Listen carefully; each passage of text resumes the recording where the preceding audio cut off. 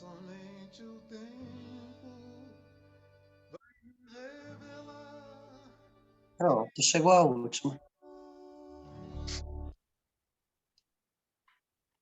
Na hora certa. boa noite, gente. Bem-vindas. Boa noite. Boa noite a todas, bem-vindas, minhas queridas. Muito obrigada por estarem aqui presentes nessa aula mais do que especial com a minha querida amiga Patrícia. Espero que vocês usufruam bastante tudo que ela vai dizer. Guardem suas perguntas para o final, por favor. E a Patrícia também tem cursos de constelação, então, para quem. Oh, desculpa, cursos de Eneagrama. Então, quem estava interessado em se aprofundar no curso, nas aulas do Eneagrama, é uma grande oportunidade de conhecer essa magnífica professora que é a nossa Patrícia Calazans. Boa noite para vocês, sejam muito bem-vindas. Eu estou bem feliz aqui de estar com vocês. Quero saber se vocês estão me ouvindo bem, como é que está o volume aí para vocês? Estão me ouvindo bem? Aqui está bem tranquilo o volume. Legal, muito bem. Quero agradecer aí a Lila pelo convite para fazer essa aula, com esse compartilhar aqui com vocês. E quando a gente fala de Eneagrama, né, que eu sei que vocês já ouviram, já tiveram uma aula aí sobre Eneagrama, é um assunto muito vasto, né? Então, eu queria saber, assim, de vocês, primeiro, se vocês já sabem, já conseguiram identificar aí o tipo do Eneagrama, que é a conversa inicial, quando a gente fala sobre Eneagrama, né? Sobre o autoconhecimento, que é o tipo. Depois a gente tem instinto, subtipo, asas, flechas, é um conhecimento muito amplo, né? Mas eu queria ouvir de vocês, assim, se vocês já sabem o tipo, comentem comigo ali no chat. Quem já sabe, quem já conseguiu aí se encontrar no Eneagrama, se já sabe qual que é o seu tipo, comentem aqui para mim, só para eu ter uma ideia.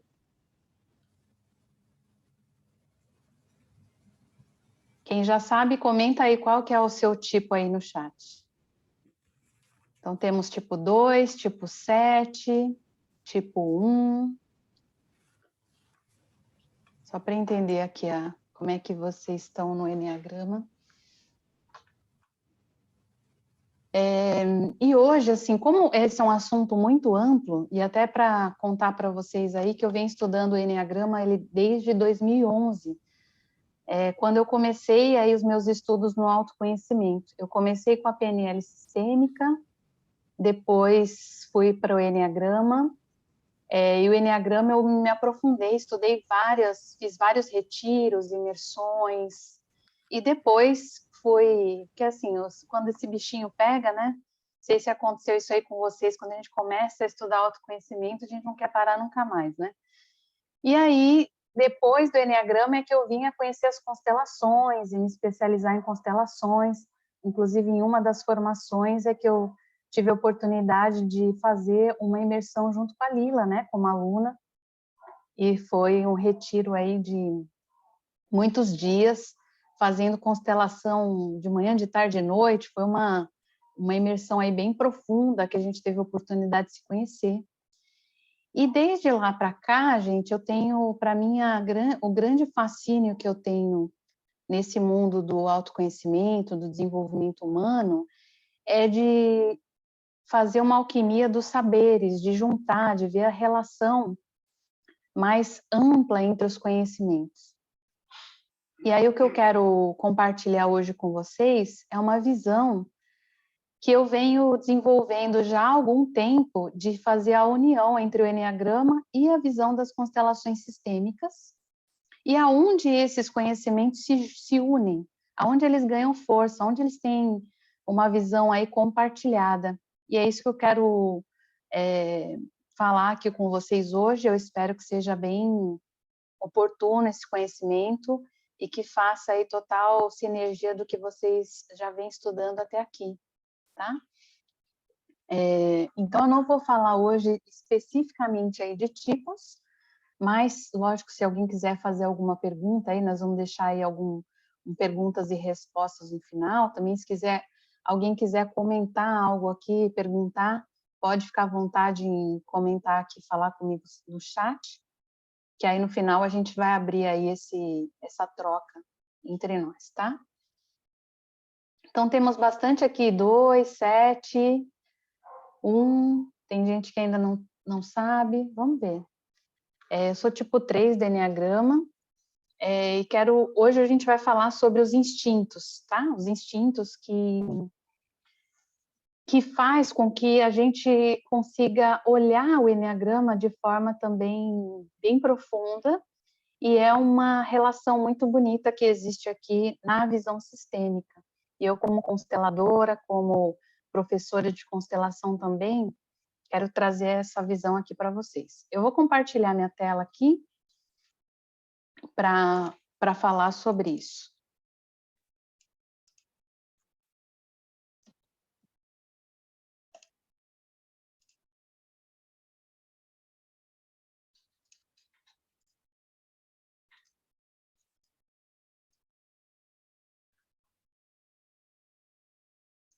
Abriu aí para vocês a tela? Só me deem um ok aqui.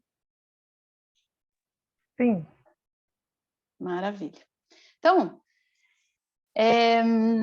antes de eu falar aí sobre esse conteúdo, eu quero mostrar aqui para vocês, deixar aqui o meu Instagram, para quem depois quiser conversar comigo, ou depois tirar alguma dúvida, ou me acompanhar lá nas redes sociais, tá aí o meu @ no Instagram, Paty Calazans.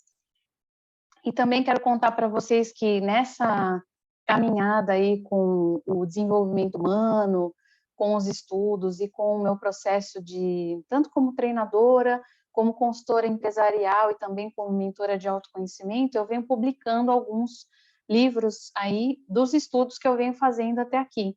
Então, eu tenho 9 livros em formato de box publicados.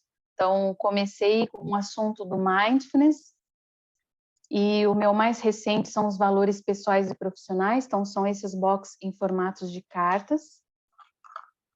Inclusive, um deles é o do Enneagrama, então publiquei sobre Enneagrama, sobre constelações, que são os livros em formatos de box. Esse de Enneagrama, ele tem o intuito de facilitar o processo da autodescoberta do tipo do Enneagrama, então é o primeiro passo para a gente descobrir aí o nosso tipo, e eu fiz esse box em formato gamificado. Então, a ideia é que a gente faça um jogo que, através dessas cartas, afirmações de cada tipo de diagrama, a gente consiga aí facilmente descobrir qual é o nosso tipo e também facilitar esse processo para as pessoas, tá? Então, o box de Enneagrama tem esse objetivo. E o box de constelações são essas cartinhas aqui, deixa eu mostrar para vocês. Aqui.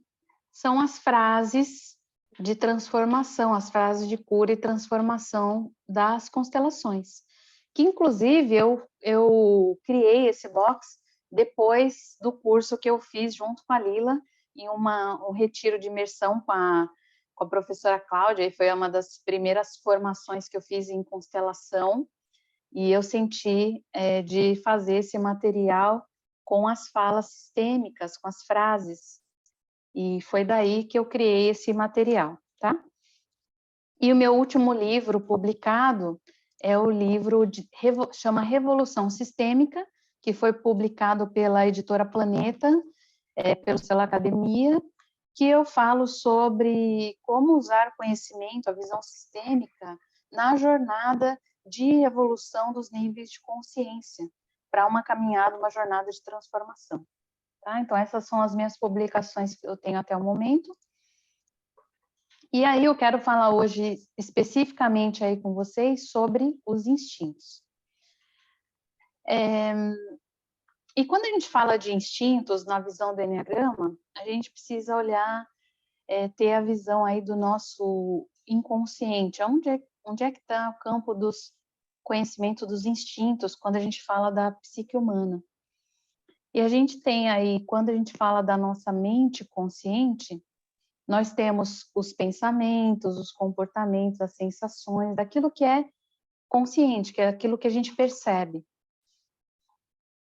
E embaixo da superfície aí, falando da nossa mente inconsciente, a gente tem uma divisão aqui, que é o nosso inconsciente individual, que é a nossa experiência aí, que foi armazenada, então as nossas memórias, aquilo que a gente viveu aí na nossa história, os nossos traumas pessoais, e lá na nossa mente inconsciente, ali atrelado ao inconsciente coletivo, a gente tem aí sim as nossas necessidades não atendidas, os nossos medos, os nossos impulsos, e ali estão os aprendizados dos arquétipos, os traumas coletivos e também os instintos, estão nesse nível.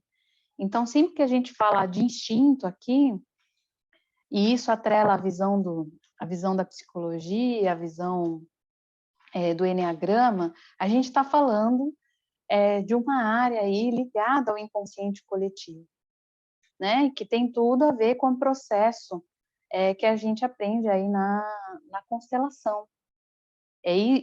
A base do que nós vamos trabalhar aí no nosso campo está no inconsciente coletivo. Então, os instintos fazem parte disso. É importante que a gente conheça para que esse trabalho, a gente torne esse trabalho ainda mais potente, ainda mais forte. Quando a gente trabalha no nível do instinto, a gente também está trazendo as memórias do nosso sistema familiar, né? E isso é que é muito interessante, isso dá muita liga entre a visão do eneagrama e a visão das constelações. Luciane está dizendo que tem aí minha cartinha de eneagrama, muito legal, viu? Muito bom.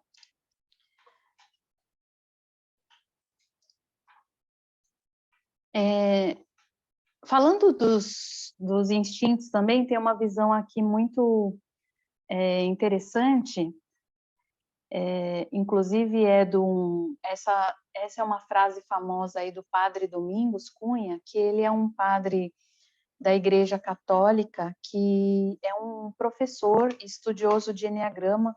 O padre Domingos, ele é de Portugal, mas ele mora há alguns anos no Brasil, e ele fala o seguinte, que instintos são os nossos antepassados sussurrando estratégias de sobrevivência em nossos ouvidos.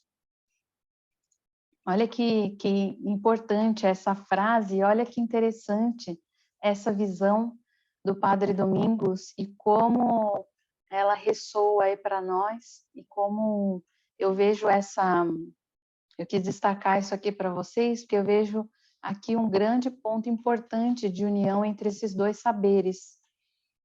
Quando a gente entende que os instintos são estratégias para a nossa própria sobrevivência, né?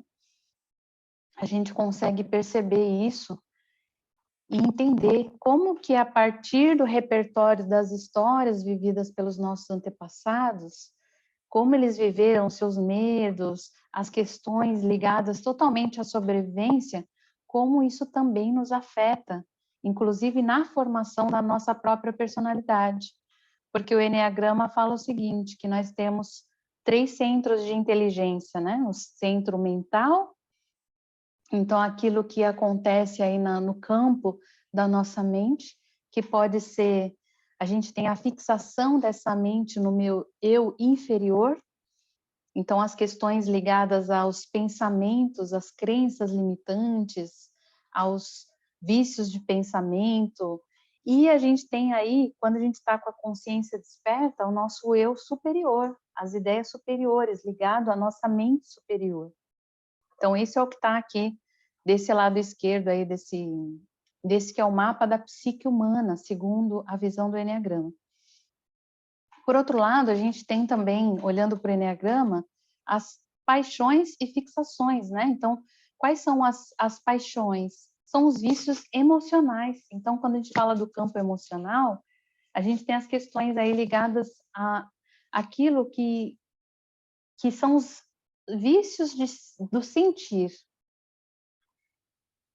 que estão ligados ao nosso ego, à nossa consciência diminuída. E quando a gente acessa a nossa essência, a gente resgata as nossas virtudes. É isso que o Eneagrama diz, né? Para cada um dos tipos tem características específicas, tanto dessa relação entre a mente inferior e superior, como as nossas emoções, que é a relação entre esses vícios emocionais e as virtudes, E também a relação entre os instintos que são distorcidos, que cada tipo tem também a sua particularidade, e em essência são os instintos aí em equilíbrio. E é isso que eu quero trazer para vocês aqui. Quais são os instintos e como olhar quando eles estão distorcidos, quando eles estão em equilíbrio, como isso pode nos ajudar a trazer uma visão, também uma contribuição para a visão do campo das constelações. Até aqui tudo bem, gente? Como é que tá aí para vocês? Comentem aqui comigo. Opa. Isso aí. Como é que tá isso para vocês? Vocês já tinham visto o mapa da psique lá no Eneagrama ou ainda não? Já conheciam esse conceito? Comentem aqui comigo. O conceito do iceberg ou esse outro mapa mental que você mostrou agora, Paty? Oi? Você está falando aquele desenhozinho do iceberg, inconsciente, consciente, ou você está falando do desenho, o mapa mental que você mostrou agora? Não, o que eu mostrei agora, que é o... Não. Tá. Conhecia ou não?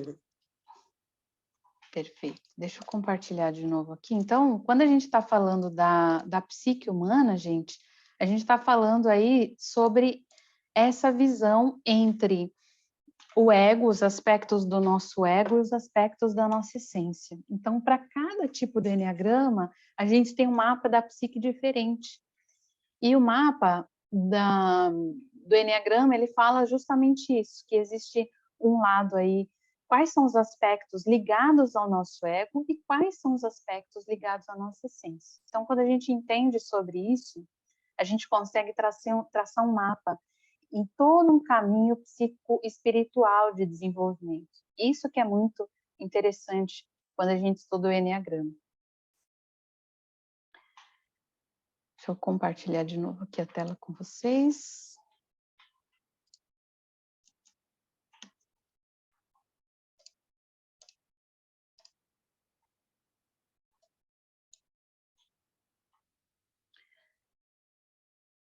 E aí, outra coisa muito interessante também, quando a gente fala de instintos, é que nós temos lá os 7 tipos do Eneagrama, que é um caminho, quando a gente está falando dos tipos, a gente está falando que cada tipo tem paixões específicas, então vícios mentais, vícios emocionais específicos. Uma forma aí, cada tipo tem um mapa da psique humana, com características específicas. E quando a gente está falando de instintos, existem 3 instintos. E cada pessoa tem um instinto que é um primeiro que é dominante, um segundo que está ali num ponto nem é em excesso e nem é em falta, e um último que é reprimido. E aí quando a gente considera aí o instinto dominante mais o nosso eneatipo, a combinação disso, da característica da paixão do nosso tipo, mais o nosso instinto dominante, dá uma combinação que a gente chama de subtipo. E aí, quando a gente soma tudo isso, 9 tipos, né, 9 paixões versus 3 instintos dominantes, a gente tem 27 combinações. Então, a gente consegue já perceber características muito mais refinadas de quem nós somos e qual caminho particular aí que nós podemos traçar, tá? Então, as combinações no Eneagrama, quando a gente estuda mais a fundo, são muito, muito distintas. Mas só da gente conhecer aqui os instintos mais o nosso tipo, já dá um refinamento muito maior aí de quem nós somos e qual o caminho que a gente precisa fazer aí para a gente se desenvolver ainda mais. E aí, o que isso tem a ver aí com a visão sistêmica? Quando a gente fala da visão sistêmica, a gente está trazendo uma visão que é, quando eu olho para mim, eu comigo, então a minha relação intrapessoal, que é a minha relação comigo mesma. Então, como é que eu olho para mim, com as minhas questões? Então, como é que eu faço o meu processo de autoobservação, ressignificação de traumas, de padrões, como é que eu ativo a minha inteligência emocional? Então, a minha relação intrapessoal, eu comigo mesma. A gente também está falando da relação com o outro, que é a nossa relação interpessoal. Então, como é que é esse relacionamento, essas trocas? Como eu desenvolvo o não julgamento, a confiança nos relacionamentos, a compaixão? Então, é essa segunda esfera, eu com o outro. E, por último, eu com o todo, eu com o coletivo. Eu com a comunidade, eu com a sociedade. Então, qual que a gente está falando aí dessa terceira esfera, que é uma visão mais sistêmica, mais abrangente, que é qual o impacto das minhas ações no mundo. Então, falando aí da humanidade como um todo. Então, a gente vai fazer o link aqui dos instintos trazendo essas três esferas. A esfera do eu comigo, eu com o outro e eu com o todo, eu com o coletivo, tá? É aí que a gente une aqui, vê as correlações entre a visão do Eneagrama e a visão das constelações sistêmicas. E aí eu quero apresentar para vocês os três instintos do Eneagrama. Todo mundo tem os três instintos, tá? Todo ser humano tem os três instintos. Só que dos três, a gente tem essa ordem. Um, ele está mais evidente, ele chega primeiro, a gente fala, né? Então, as pessoas nos reconhecem mais a partir daquela energia. Um segundo está ali, ok, está tudo bem. E o último é aquele que eu não reconheço em mim, que eu menos reconheço que eu tenho, que é o que a gente chama de nosso lado sombra, tá? Então, à medida que eu apresentar aqui para vocês, percebam qual deles vocês acham que está mais evidente, qual deles está intermediário e qual deles está reprimido. Então, bora lá. A gente tem aqui o primeiro instinto, segundo a visão do Eneagrama, é o instinto de autopreservação. Então, o que é o instinto de autopreservação? Sabe aquele instinto materno de proteção, né? Quando a mãe defende os filhotes aí dos predadores, defende para que esse filhote se sinta seguro e que ele sobreviva. Isso tem a ver com o instinto de autopreservação. Então, o instinto de autopreservação, e tudo quando a gente fala de instinto, gente, a gente está sempre falando daquilo que é animal, né? Que nós somos animais, então é o que nos une a todos os animais, esses instintos. Todo animal tem esse instinto. Então, quando a gente fala de instinto de autopreservação, a gente está falando de defesa da vida, aquilo que nos protege, autopreservação, preserva a vida.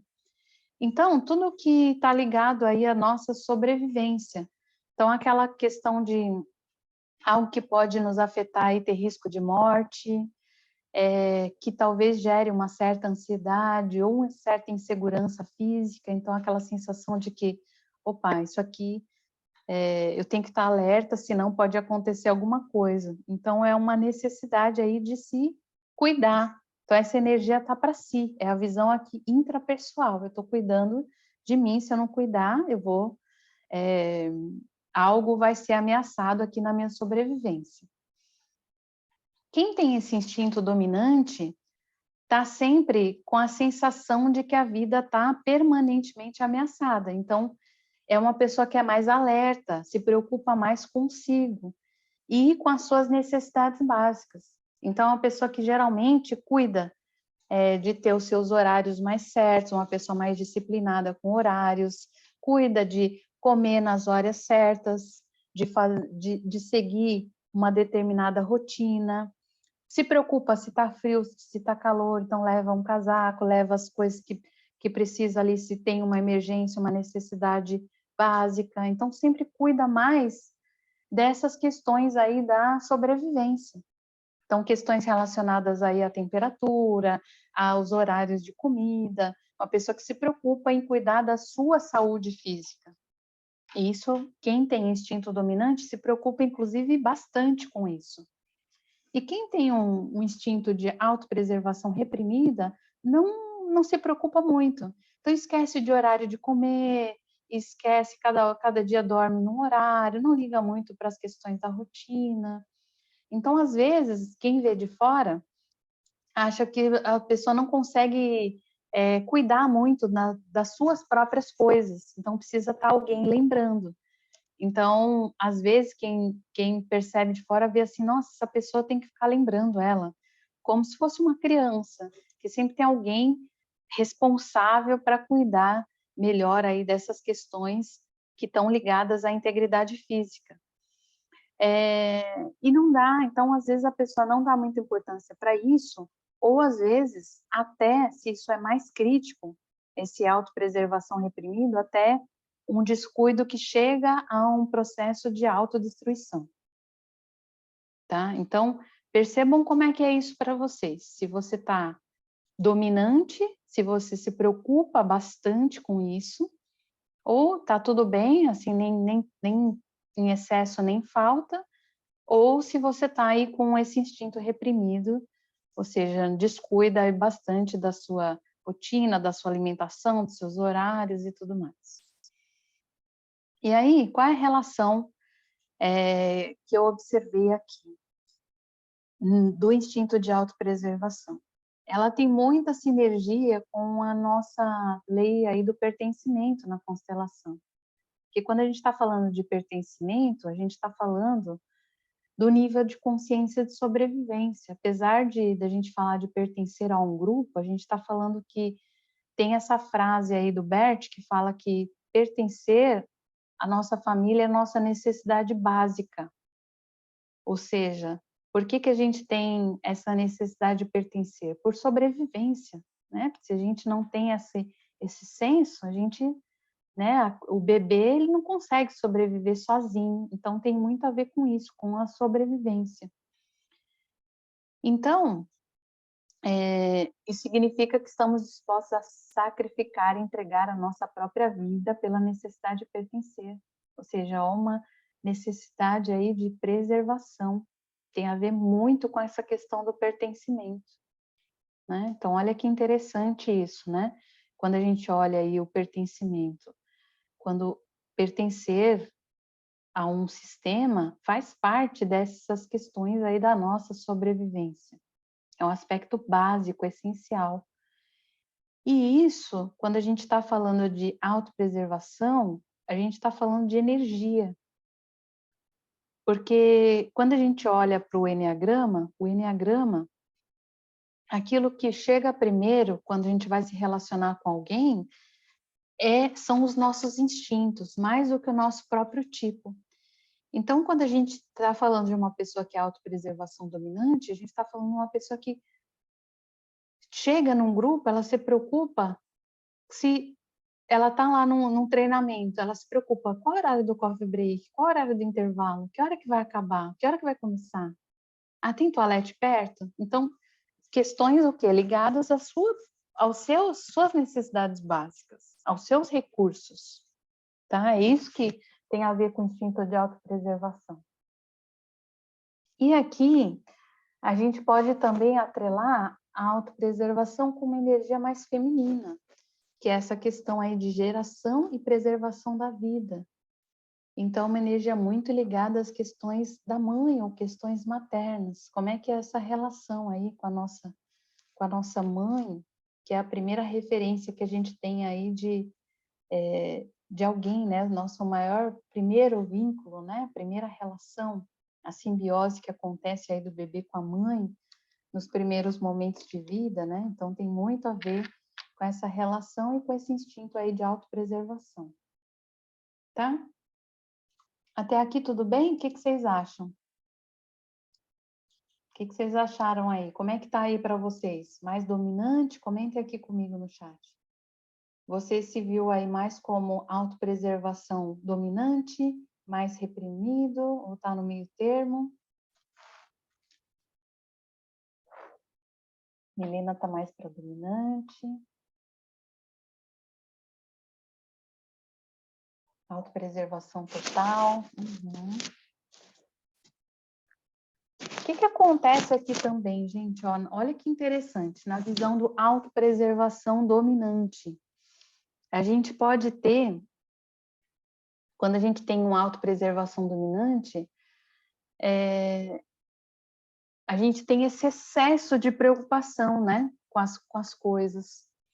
Então, percebam como é que é isso aí para vocês, porque às vezes pode ter aqui algum medo atrelado. O que acontece aí quando a gente fala da sombra, é as questões coletivas. Instinto sempre está no campo, a gente está falando aí de uma sabedoria que vem do nosso sistema. Não é à toa que a gente tem um instinto dominante ou um instinto reprimido. Então, sempre que tem alguém que tem questões aí com esse instinto de autopreservação, podem ter questões aqui de algum antepassado que sentiu fome, ou que sentiu recursos muito escassos, que a gente não está falando aqui de preocupação com os recursos para a nossa sobrevivência. Então, geralmente, quem tem um instinto autopreservação dominante, teve na história aí da família pessoas que passaram muita dificuldade, pessoas que viveram com muita escassez ou muita falta. E por isso que a gente compensa, às vezes, exagerando esse instinto. Não é interessante essa relação? E aí a gente já pode constelar aí, considerando esses dois aspectos, tá? Um segundo instinto aqui que nós temos é o instinto sexual ou 1 a 1, tá? Então, alguns livros falam sobre sexual, outros falam sobre 1 a 1. O que é o instinto sexual? E não tem a ver aí com sexo, e sim com a capacidade da gente se conectar ao outro. Então, aqui a gente está falando da esfera do nós, a relação interpessoal, a minha relação com o outro. Então, quando a gente está falando do 1 a 1 ou do sexual, é a capacidade que a gente tem em se conectar com outra pessoa. Então, seja assim na relação amorosa, mas também numa parceria, numa amizade, numa conexão com alguém. Então, a capacidade que a gente tem em se atrair ao outro, a se conectar por algum tipo de interesse ou por uma troca. Então, a gente se conecta aqui, a gente está falando da nossa energia. Como é que a gente faz aí para entrar em contato e ver as afinidades que a gente tem com o outro? Então, quando a gente fala desse instinto, as pessoas que têm um instinto sexual dominante são pessoas que facilmente se conectam com outra pessoa, mas não com várias ao mesmo tempo, com uma pessoa específica. É quando eu vejo aquela pessoa e, nossa, eu me conecto com ela, eu tenho uma grande afinidade com ela. Então, as pessoas que têm um instinto sexual dominante, ou 1 a 1, são pessoas que são mais intensas, têm uma energia mais elevada. Então, são pessoas mais... Essa energia mais intensa também, às vezes, dá uma questão aí mais de uma pessoa mais estourada, ou mais impulsiva, ou mais imprevisível, mas também se conecta muito facilmente com alguém, com uma pessoa. Então, são pessoas ali que gostam de proximidade, gostam de estabelecer uma conexão mais profunda, mais próxima, mais íntima, e são pessoas que têm uma energia alta, assim, uma alta vibração. Então, são pessoas cheias de vida, vibrantes. Em contrapartida, quem tem esse instinto reprimido, são pessoas que, aos olhos das outras pessoas, parecem assim, com que tem baixa energia. Então, são pessoas, às vezes, vistas como sem vidas, não muito atrativas, às vezes um pouco apagadas, às vezes meio até discretas, e não se sentem muito atraentes, ou não sentem muita capacidade de se conectar com o outro. Assim, nesse contato aí individual, 1 a 1, tá? E aqui tem muito a ver com o nosso nível de consciência aqui dos relacionamentos, que está muito ligado aí, quando a gente fala de relacionamento, a gente está falando do equilíbrio do dar e receber, né? Então, olha que interessante, né? O que o Bert Hellinger fala. Quando você dá, o que recebe, são equivalentes. Então, o equilíbrio entre crédito e débito nos relacionamentos, a troca. Né? Então, é a relação aí que mais tem a ver, essa relação com o outro, ou a lei que mais tem relação é o equilíbrio entre o dar e receber. E como é que isso entra em harmonia?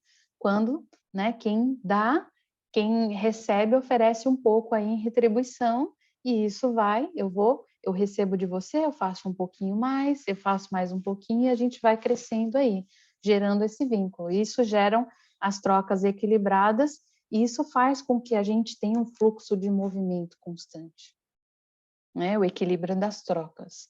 Então, quando a gente está falando de instinto sexual, um a um, a gente está falando de equilíbrio entre yin e yang, entre a força da criação, em que a gente junta masculino e feminino, duas forças que se complementam e que criam uma terceira força, né? Então, essa fusão entre feminino e masculino, razão e emoção, o fazer e ser, então é o equilíbrio entre as polaridades.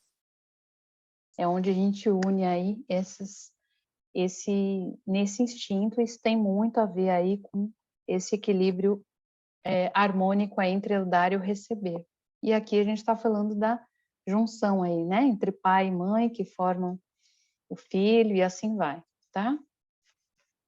Me digam aí, vocês já perceberam como é que está aí a relação aí, o instinto sexual, um a um para vocês está mais dominante, está intermediário, está reprimido? Como é que está aí para você esse instinto?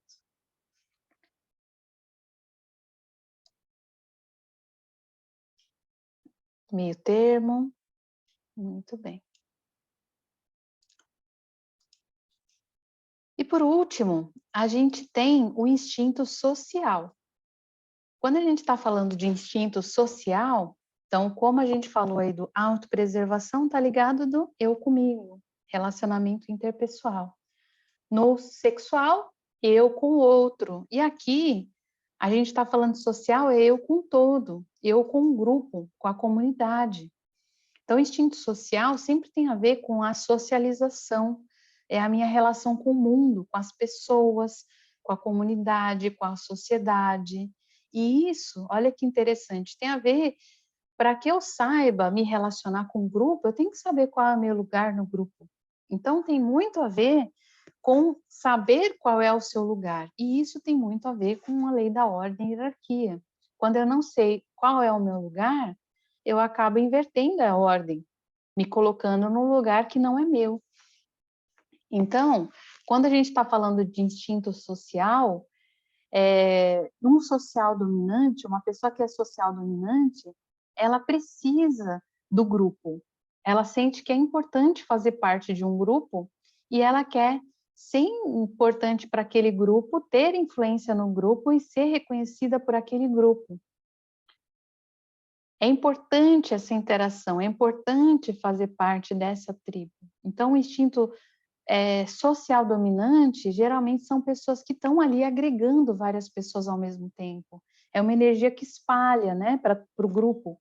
É uma pessoa que quer falar com várias pessoas, quer socializar, ela sempre está no meio envolvida com associações, com a famílias, com um grupo de amigos, sempre com um grupo de pessoas. Então, a pessoa numa mesa, ela quer saber se está todo mundo bem, ela não está só focada em um, ou só focada na comida aqui, né? Uma pessoa está num restaurante, é uma social dominante, ela está preocupada se está todo mundo ali bem, se não tem ninguém de lado. Se típica pessoa social dominante é aquele que vê uma pessoa ali no cantinho, num lugar, e chama ela para estar no meio da turma. Está sempre envolvida aí no meio do grupo, tá? E se a pessoa é um social reprimido, instinto social reprimido, já não é tão fácil interagir com o grupo. Então, às vezes, pelos olhos das pessoas de fora, essa pessoa é vista como antissocial, às vezes como egoísta. Então, é uma pessoa que não sai muito, não é importante para ela estar no meio de grupo, então nem gosta às vezes. Então, às vezes não sabe ali como lidar no ambiente social e não dá muita importância para isso. Então, às vezes nem se envolve no meio do grupo. Ou se está num grupo, está mais no canto, uma pessoa está mais na dela, não liga muito ou não sabe, não tem habilidade para lidar aí no meio das pessoas, tá? E isso tem a ver com o nível de consciência, terceiro nível de consciência, que é da nossa autoestima. Isso tem muito a ver com a nossa relação com o pai. Por quê? Porque o pai é que leva para o mundo, né? Que é essa relação aí do mundo, desbravar novos territórios. Então, como o Bert diz, né? Somente na mão do pai a criança ganha um caminho para o mundo. Então, o pai representa esse espírito livre.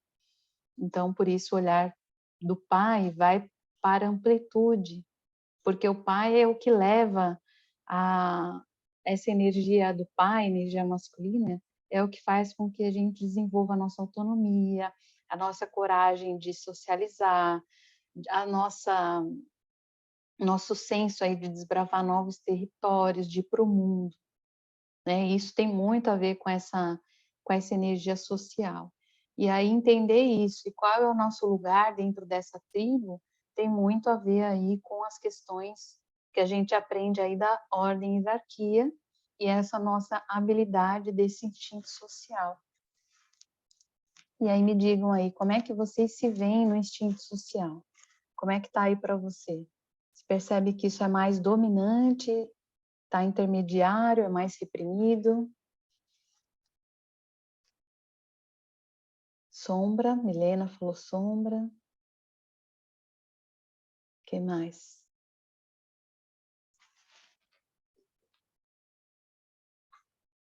Lila dominante, Ana reprimida, Wanda meio termo, isso aí, tá? Então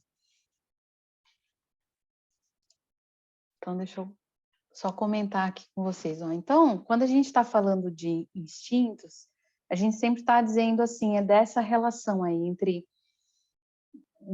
de todos os três, nós temos os três instintos presentes aí em nós e fazendo parte aí da nossa psique.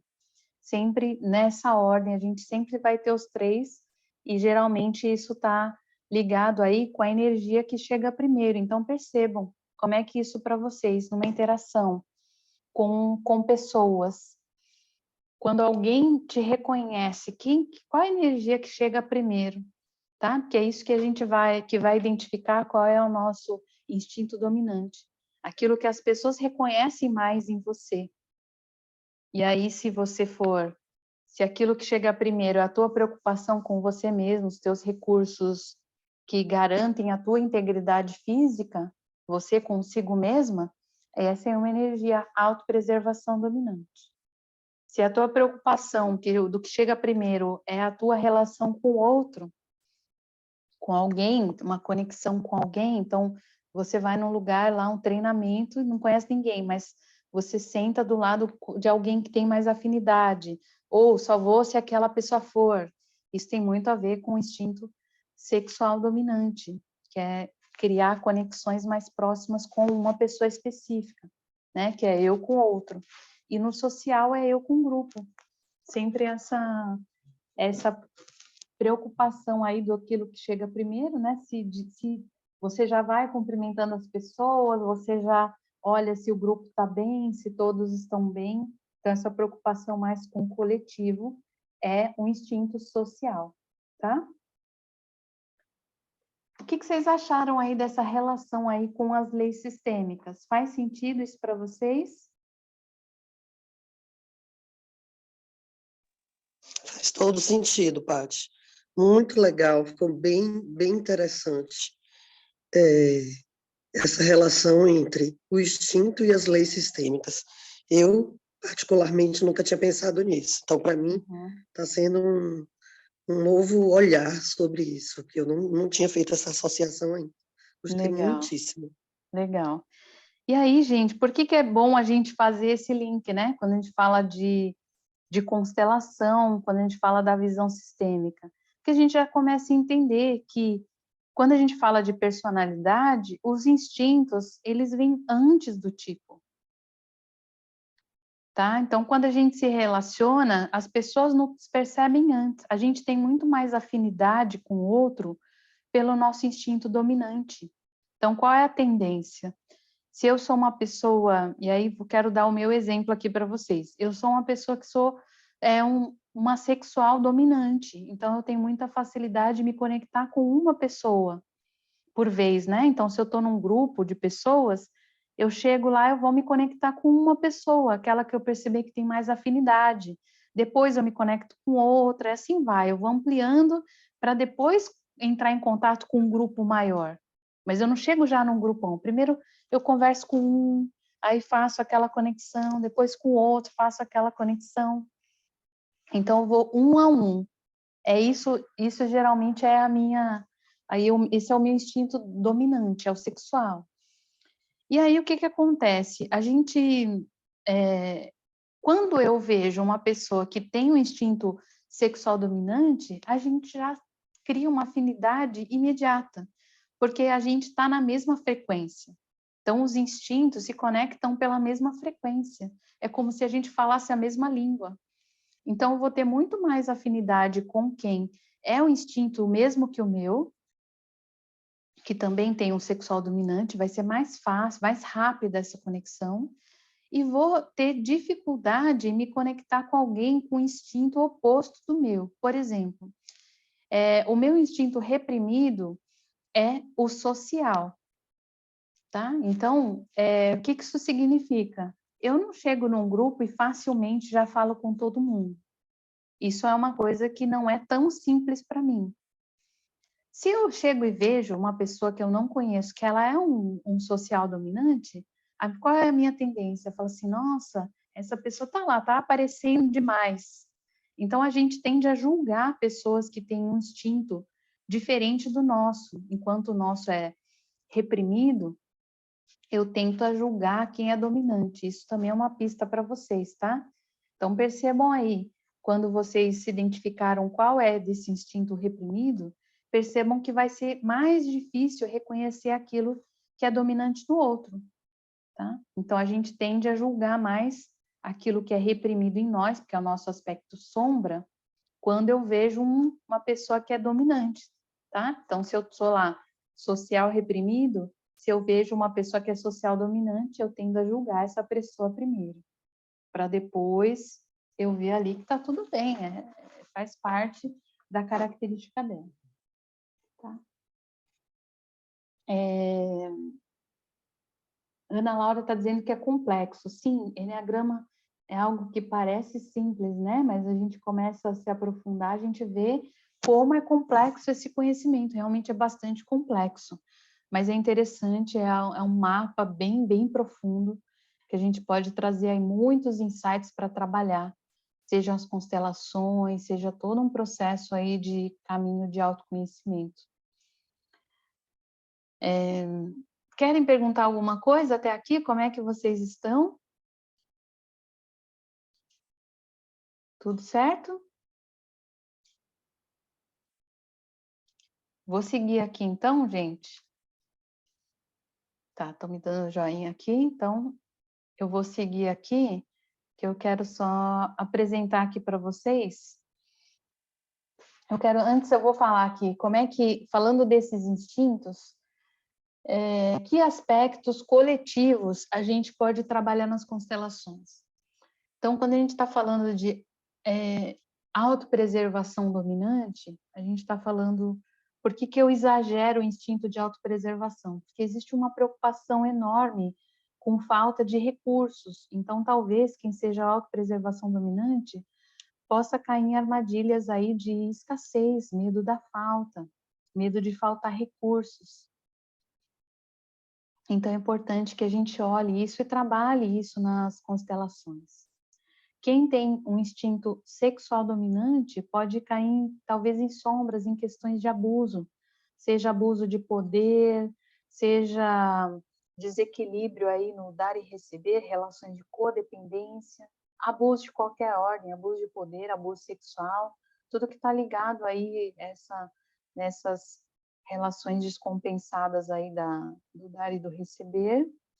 E para quem tem instinto social dominante, podem ter sombras coletivas aí de questões relacionadas às dores do coletivo, então questões de guerra, discriminações, preconceitos no modo geral também, coisas que estão ligadas aí às dores do coletivo também, que são preocupações sociais, tá? Então é interessante a gente perceber isso também, porque isso pode aparecer, quando a gente abre um campo das constelações, podem aparecer questões relacionadas a isso também, tá? Eu já vi vários casos assim, abrindo campo, a relação disso, como isso aparece aí também quando a gente abre uma constelação, seja em grupo, seja individual, tá?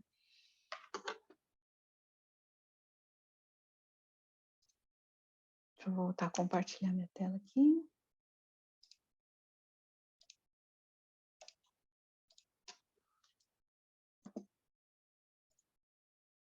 Abriu aí? Abriu. Tá. Então, eu quero propor um exercício aqui para vocês, para a gente perceber aí aonde estão os nossos medos inconscientes e em qual das camadas aí nós temos pontos a desenvolver. Então, vou pedir para você responder aí dessas perguntas, responder. Então, coloca aí o número da pergunta e coloca aí a tua resposta. Então, na pergunta 1, coloca aí do lado sua resposta. Você vai pontuar aí para essa pergunta 3 se é quase sempre, 2 para frequentemente, 1 para raramente ou 0 para nunca, tá? Depois nós vamos somar essas respostas. Então, a primeira pergunta: com que frequência você está tão focada nas suas próprias necessidades e pensamentos que não consegue prestar atenção nas necessidades dos outros? Então, responda aí 3, 2, 1 ou 0. Para a segunda pergunta, a afirmação: é preferível caminhar sobre ovos do que arriscar tudo e dizer a verdade? Se adequa a você em relação às pessoas que você ama? Então, responde também a esse 3, 2, 1 ou 0. Pergunta 3. Com que frequência você percebia em sua infância que seus pais estavam constantemente preocupados ou estressados em relação à manutenção do lar? Então, responde aí também, se 3, 2, 1 ou 0. Pergunta 4. Você sente a necessidade de controlar tudo que se passa ao seu redor para se sentir segura e satisfazer as suas necessidades?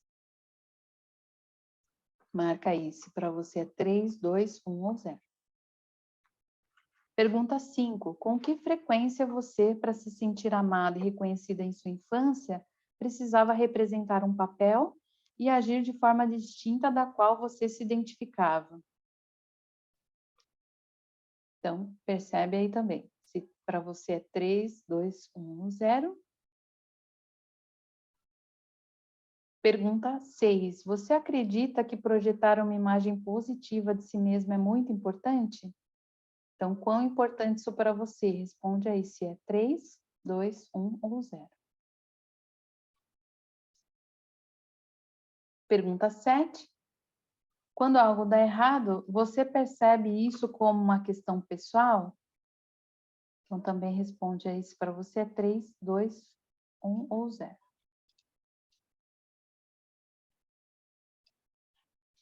Me digam aí se responderam todas essas 7.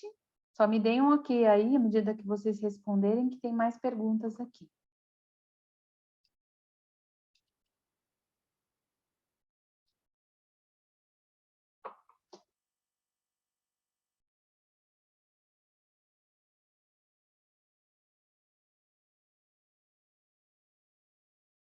Foi? Falta alguém?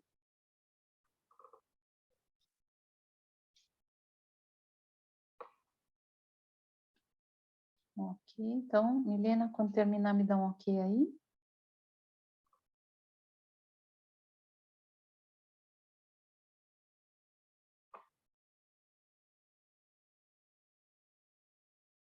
Mais alguém? Só me contem aí para eu poder mudar.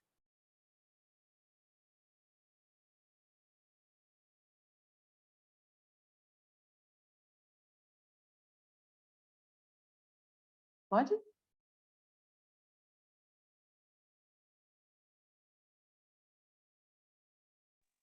Acho que podemos ir, Paty.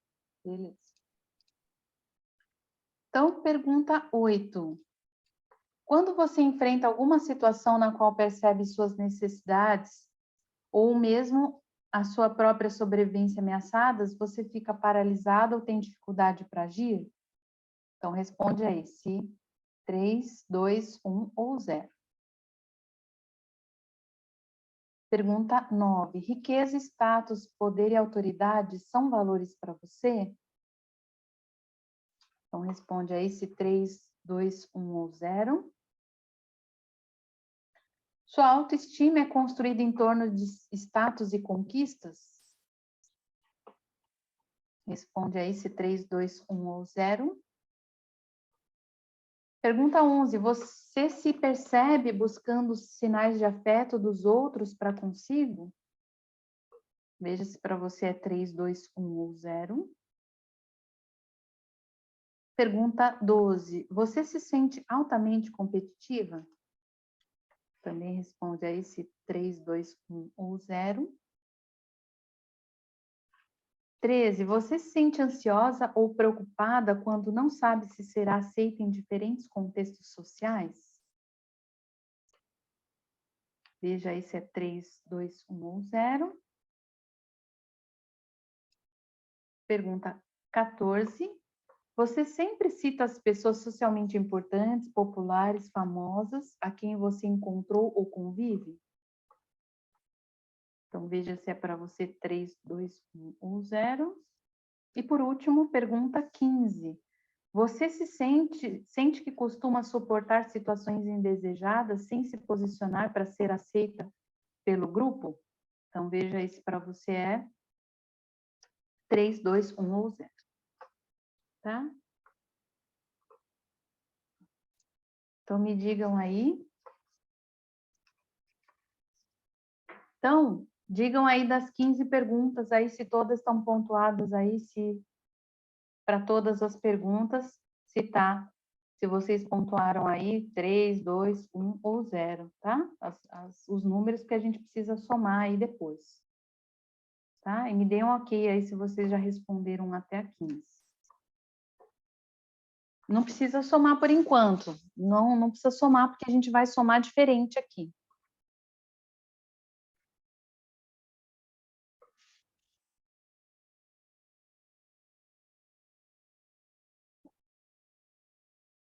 Só me deem um ok aí se vocês já responderam até a 15.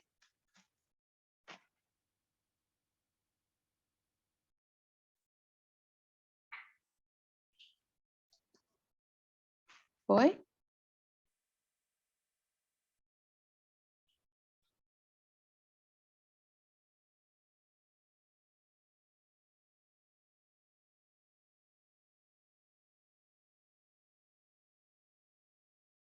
Foi? Ok. Então, como é que nós vamos somar? Nós vamos somar alguns blocos de perguntas. Então, o primeiro bloco, nós vamos somar, a gente vai somar e considerar o bloco 1, a soma dos pontos da pergunta 1, 3, 4, 7 e 8. Então, somem essas perguntas aqui, e aí vai dar um total. No bloco 2, vocês vão somar as perguntas, a pergunta número 2, número 5, 11, 13 e 15, que vai dar um total. E depois vocês vão somar o bloco 3, que é a soma da pergunta 6, 9, 10, 12 e 14. Vai dar um outro total. Tá? Então, somem aí esses 3 blocos e vejam qual o bloco de vocês que foi mais pontuado.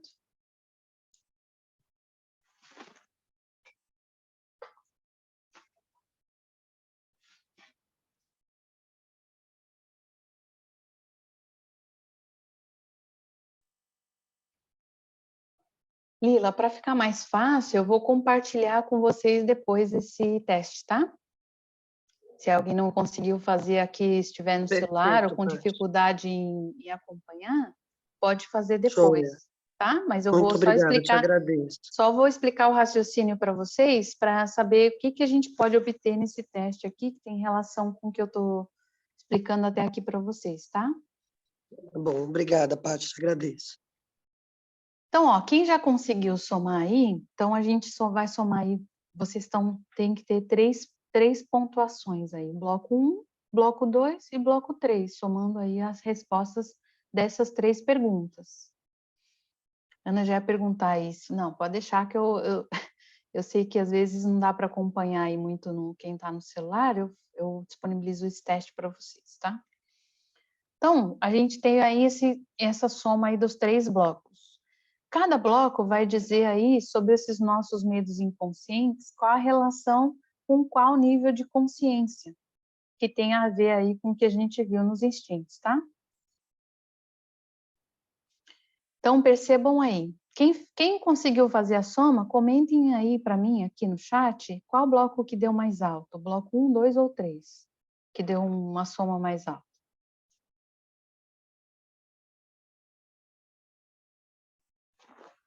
Bloco 2, bloco 1, perfeito. E aí vocês vão me contar aí se o insight aqui vai fazer sentido aí com o momento de vocês, tá? Então, por enquanto, bloco 2 está mais alta. Então, vamos lá. Então, o que acontece aqui? Ó? Cada bloco, então, pode variar a pontuação, pode variar entre 0 a 15 aí em cada um dos blocos. A pontuação mais alta, ela indica aí que a gente tem, talvez, tendências ou medos inconscientes, ou necessidades não satisfeitas em relação ao bloco predominante. Então, o bloco número 1 tem a ver aí com a nossa sobrevivência, com o primeiro instinto ali de autopreservação. Então, quem teve a pontuação do bloco 1 mais alta tem a ver aí com, talvez existam crenças inconscientes aí relacionadas à busca da segurança, de não se sentir seguro o suficiente, tanto de forma física, emocional, financeira, ou de falta de recursos de forma suficiente. Então, talvez tenham valores aí, potenciais valores limitantes, como controle, manipulação, excesso de cautela, ou excesso de ganância ou preocupação aí com as questões de recursos. Então, pode existir uma sensação de que o mundo é um lugar inseguro, ou que as pessoas não podem ser confiáveis, e aí preciso controlar o ambiente para obter aquilo que deseja. Ou, às vezes, até um excesso de cautela, ou isso pode impedir aí de correr riscos, porque isso pode existir um medo de perder aquilo que foi conquistado. Então, existem aí medos de não ter recursos, ou medo de errar, relacionados ao bloco 1, porque são as questões do nível de consciência da sobrevivência. Quem pontuou alto no bloco 2, foi o mais alto, tem a ver aí com o nível de consciência dos relacionamentos. Então, podem existirem crenças aí de não ser amada ou respeitada de forma suficiente.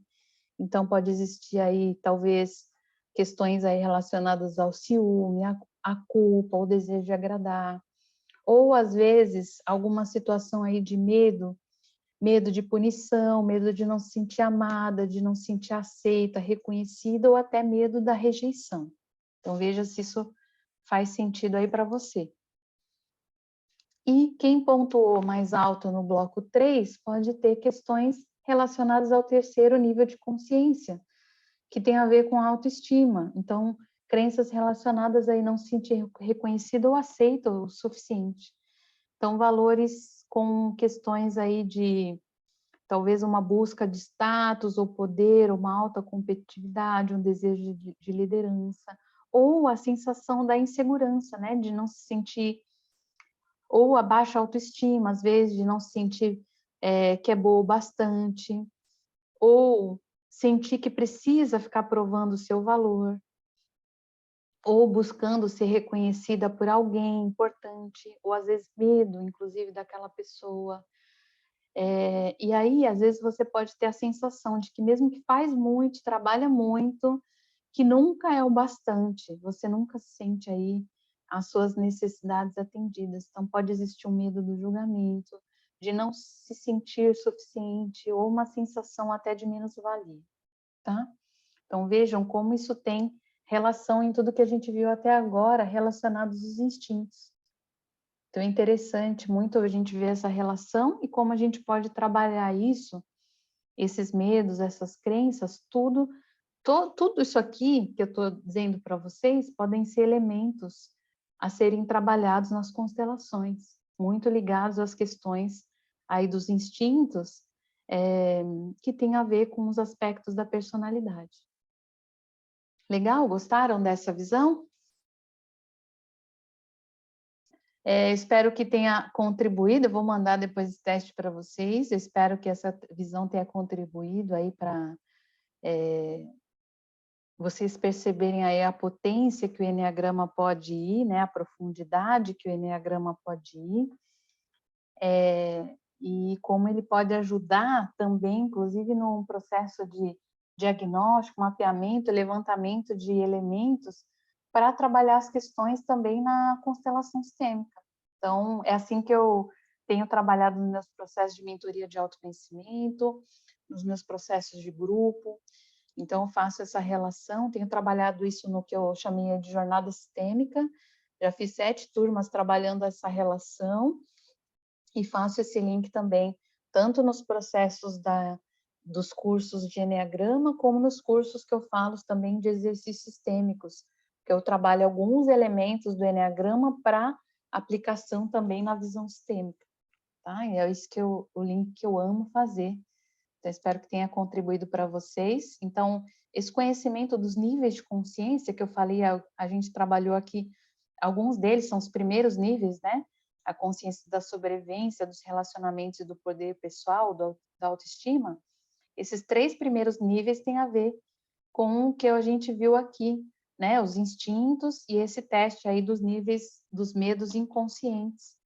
Então, isso também foi uma das bases de conhecimento que eu trago no meu livro, no Revolução Sistêmica. Se vocês quiserem aí conhecer mais, eu trabalho alguns aspectos desse conhecimento lá.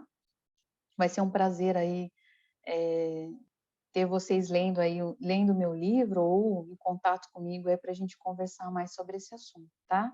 E deixo aqui também disponível meu contato aí, meu Instagram, Paty Calazans, e se vocês quiserem conhecer depois mais algum material meu ou curso meu, fiquem à vontade aí para me acionar por lá também, pelo Instagram também. Vai ser um prazer a gente caminhar juntos aí nessa jornada de autoconhecimento, que eu sei que ela começa, mas ela é muito vasta e não tem fim, né? A gente que gosta de mergulhar nesse conhecimento, a gente vai que vai, uma coisa vai puxando a outra, tá? E foi assim que, inclusive o Eneagrama, que depois que acabou me puxando para as constelações, foi uma forma de eu me aprofundar também no conhecimento, tá? Então, espero que tenha sido produtivo aí para vocês esse conhecimento. Vou ficar muito feliz em contribuir na caminhada de vocês aí mais para frente, tá? Paty, quero te agradecer por essa aula maravilhosa, fez todo sentido. Eu, particularmente, mesmo já tendo estudado Eneagrama e com conhecimento de constelações, não tinha feito esse link. A gente sente que dá para trabalhar com o cliente, mas eu não tinha feito esse link, né? A gente só pensa assim, como trabalhar isso? Esses dois conhecimentos conversam, mas como fazer isso? Então, você deu uma ótima ferramenta. Algumas das nossas alunas que estão assistindo são psicólogas, algumas já são terapeutas, tem uma estudante de psicologia, então, com certeza, até nos atendimentos, né, os atendimentos clínicos delas, elas têm como usar muito isso, assim como podem usar a constelação, usar o Eneagrama, isso vai ser maravilhoso. E eu quero deixar aqui meu testemunho pessoal de que, se vocês quiserem se aprofundar nessa questão do Eneagrama sistêmico, com a Paty, tem todo o meu aval. Ela realmente sabe do que está falando, é uma pessoa que tem um conhecimento enorme, já tem livros sobre mindfulness, sobre eneagrama, sobre constelação familiar, enfim. É uma pessoa que tem um profundo conhecimento, e eu senti durante o curso que elas queriam mais. Eu dei o curso básico, assim, os tipos e tal, mas elas sempre querendo mais, eu quero mais um pouco, cadê? Me dá um pouquinho mais. Então, eu falei, eu vou providenciar uma gente que palestra gosta, né, gente, de mergulhar no conhecimento, a gente sempre quer mais, né? Eu quero mais ver, exatamente. Então, eu Bom. providenciei esse encontro já para elas terem contato com alguém que pode oferecer mais para elas. Eu espero que Legal. esse encontro frutifique para todas. Eu gostaria que as minhas alunas, quem puder, ligue o vídeo e o microfone e fale um pouquinho de como foi essa aula para você.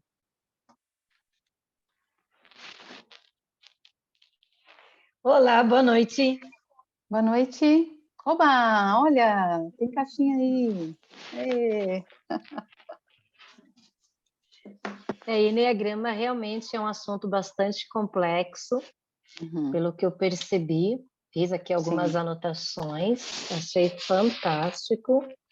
Não conseguia acompanhar ali, porque eu estava, primeiro, sempre, frequentemente, raramente. Espera aí, eu tenho que pensar um pouquinho, mas deve ser meu instinto de sobrevivência. Não, por isso que eu vou compartilhar Mas, com vocês aí, porque aí depois vocês podem fazer esse teste com calma, avaliar, porque ele traz muitos insights, é bem rico mesmo. mas assim, no demais, super, super, super interessante e envolvente esse tema. Abre aí Uhum. Insights para várias questões aí né, da nossa vida num todo. Sim, sim. A gente é uma trilha, né? Acho que o Enneagrama ele é um caminho que ele começa por tipo, depois a gente fala aí de instintos, isso a gente consegue abrir aí para subtipos, que a gente já tem 27 aí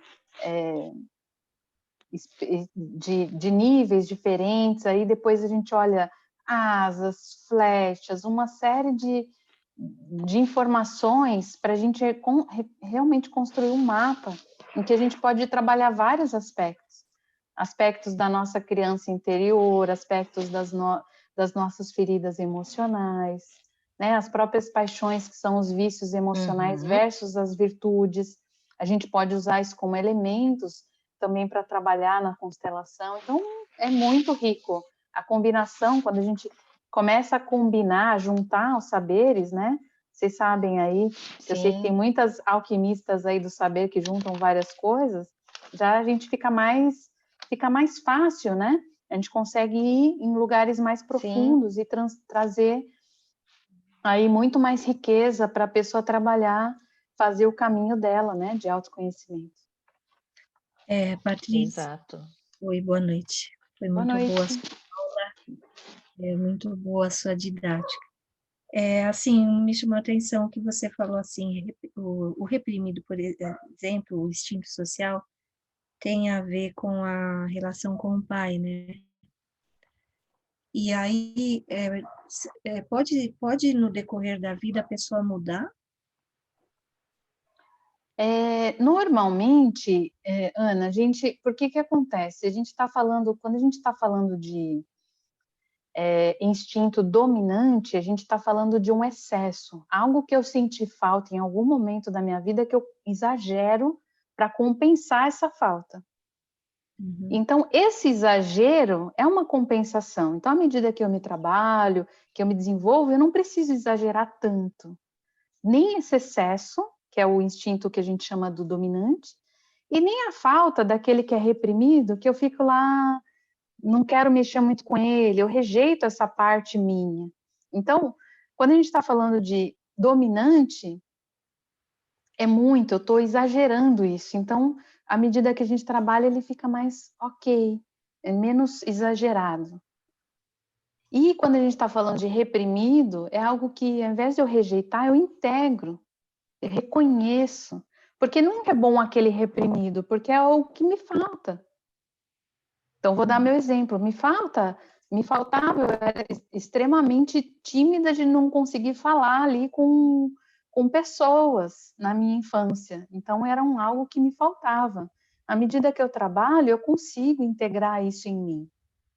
E não ser algo que me falte. Então, quando a gente está falando desse trabalho com o Enneagrama, a gente está falando de equilíbrio, de integração, que é totalmente atrelado à visão que a gente tem na constelação, de integrar tudo isso. Então, esse instinto que a gente tem, dá para mudar. Por exemplo... Sim, dá para a gente, talvez a ordem não tanto, mas a gente não fica muito descompensado, assim, de exagerar demais um de negar muito o outro. A gente fica quase ali, os três ali, ok, trabalhando em parceria. O instinto social está ligado com a figura do pai. E a mãe está ligada com qual? Autopreservação. Então, a autopreservação é muito a energia feminina, a visão, a integração com a nossa mãe, ou com a nossa própria energia feminina. Quando a gente está falando sexual, é a união entre os dois, a relação entre os dois. E quando a gente está falando social, a gente está falando da relação da energia masculina, ou a relação com o pai. Tá? Ok. Yeah. Muito bem. Ó, eu vou deixar aqui meu Instagram aqui no comentário para vocês, tá? Paty Calazans. Eu vi que alguém me perguntou sobre o livro. A Wanda me perguntou se o livro adquire nas livrarias. Sim, Wanda, tá em todas as livrarias, tem inclusive na internet, na Amazon, tá? Se você procurar lá Patrícia Calazans, vai ver. E no meu link lá no meu Instagram também tem o link para acessar os livros lá direto, tá? Ah, tá. Obrigada. Nada, imagina. Alguém quer perguntar mais alguma coisa, gente? Não, não. Aliás, eu não, né? Não sei os outros. Eu acho que deu para a gente tirar nossas dúvidas básicas, né? Mais profundo do que isso, façam um curso com a Paty, não tenho o menor receio de dizer isso, então façam o curso, já viram que ela dá realmente conteúdo, que é profundo, né? A gente teve essa aula maravilhosa, e Eneagrama, vocês, psicólogas, terapeutas, futura psicóloga, dona Camila, futura terapeuta, dona Ana Laura, vai dar muito pano para manga, dá muito assunto, dá muito conteúdo para trabalhar no seu dia a dia terapêutico, setting terapêutico com Eneagrama, né? Então, você pode fazer uma Inclusive, constelação com o cliente. E quem gosta muito aí falando da linha da psicologia, né? Terapia do esquema, quem já estuda sobre isso, no meu livro também tem essa visão sobre usando a terapia do esquema como base também, tá? Além da visão aí das leis sistêmicas, está tudo aqui no Revolução Sistêmica, tá? Acho que foi uma aula maravilhosa, Paty. Nós só temos que te agradecer, né? E espero que esse encontro frutifique, que outros venham. E muito obrigada a você por se dispor para nós.